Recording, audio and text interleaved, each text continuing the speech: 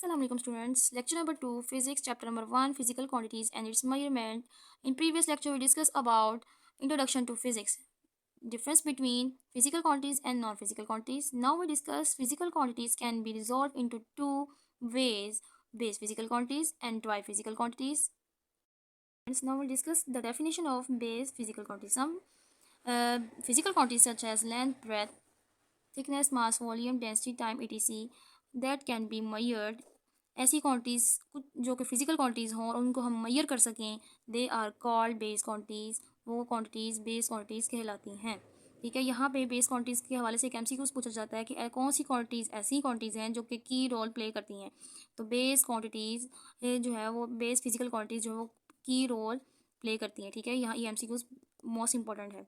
All the quantities which can be described in terms of one or more base quantities are called dry physical quantities. ऐसी quantities जो जिनको define करने के लिए एक या एक से ज़्यादा बेस क्वांटिटीज़ की ज़रूरत हो वो ड्राइव क्वांटिटीज़ कहलाती हैं। ठीक है, जैसे कि for example speed is a drive quantity. Speed एक ड्राइव क्वांटिटी है जो कि डिपेंड करती है डिस्टेंस के ऊपर और टाइम के ऊपर, लेकिन ये दोनों बेस क्वांटिटीज़ हैं। बेस इसका मतलब ड्राइव क्वांटिटी को आप इजीली डिस्क्राइब करना चाहें एक लाइन में तो आप लिखते हैं derived from base quantities are called derived quantities.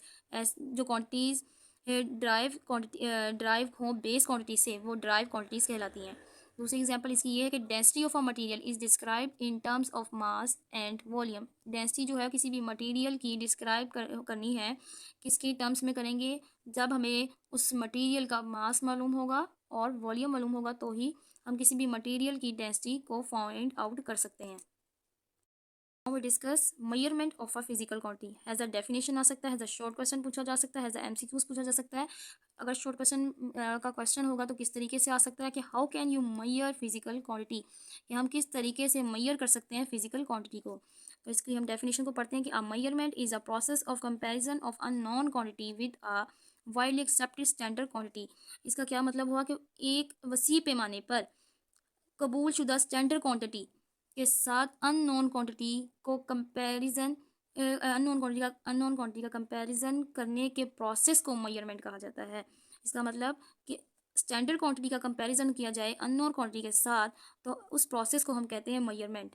उसके बाद एक छोटी सी एक्टिविटी है, ये हम जब जो हम रेगुलर क्लासेस में इस एक्टिविटी के बारे में डिस्कस करेंगे क्लास में।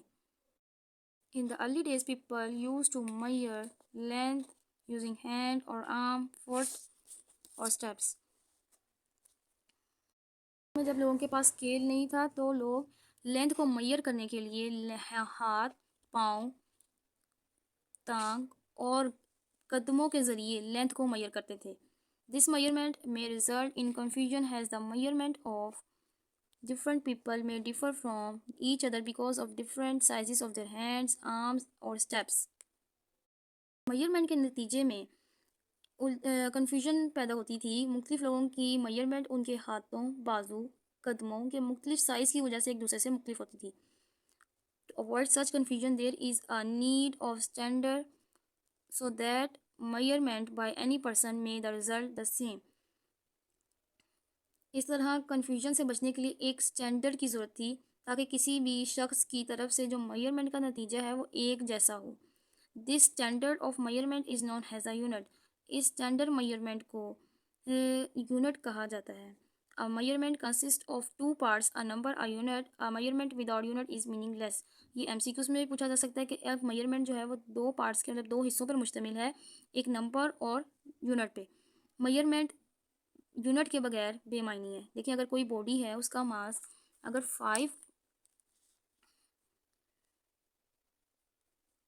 5 किलोग्राम है,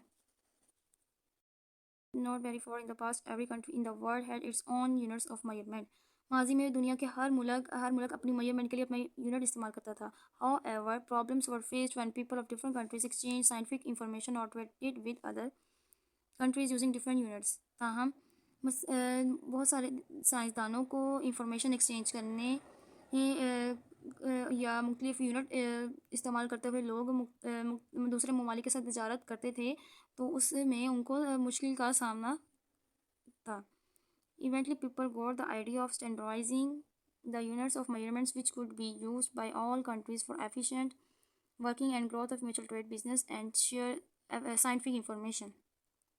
आखिरकार लोगों को मेजरमेंट के लिए मियार स्टैंडर्ड यूनिट का ख्याल है जिससे तमाम लोग मौसर काम करने और बाहमी तजारत, कारोबार की तरक्की और साइंसी मालूमात के इश्तराक के लिए इस्तेमाल कर सकते थे. Number 1.3 International System of Units. The International Committee on Weights and Measures in 1961 recommended the use of a system consist of 7 base units known as International System of Units, abbreviated as SI. International committee in 1961 में उन्होंने recommend किया एक system जो कि 7 base units पे consist था, मुश्तमिल था, जो जिन्हें नाम दिया गया इंटरनेशनल सिस्टम ऑफ यूनिट्स और इसको एब्रीवेट किया गया SI से. This system is use in all over the world. इस सिस्टम को पूरी दुनिया में इस्तेमाल किया जाता है. Use of SI measurements helps all centers to share and compare their observation and results easily. The 7 base units are given in table 1.2. Their values are fixed with reference to international standards. ये जो SI measurements हैं ये साइंसदानों को मदद देती हैं अपनी informations को, अपने ऑब्जर्वेशंस को, रिजल्ट्स को एक दूसरे से कंपेयर करने के लिए. ठीक, जो 7 बेस यूनिट्स हैं वो टेबल 1.2 में दी गई हैं. इन वैल्यूज़, ये जो वैल्यूज़ हैं ये फिक्स्ड हैं इंटरनेशनल स्टैंडर्ड्स के रेफरेंस से.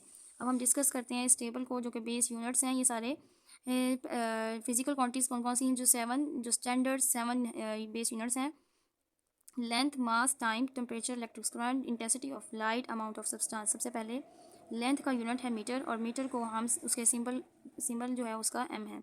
मास है किलोग्राम, ठीक है, इसका यूनिट है मास का और इसको किलोग्राम का सिंबल है kg. टाइम और इसका यूनिट है सेकंड, इसका सिंबल है s. टेम्परेचर का केल्विन और इसका सिंबल है k. इलेक्ट्रिक करंट का एम्पेयर को a. Intensity of light Cadila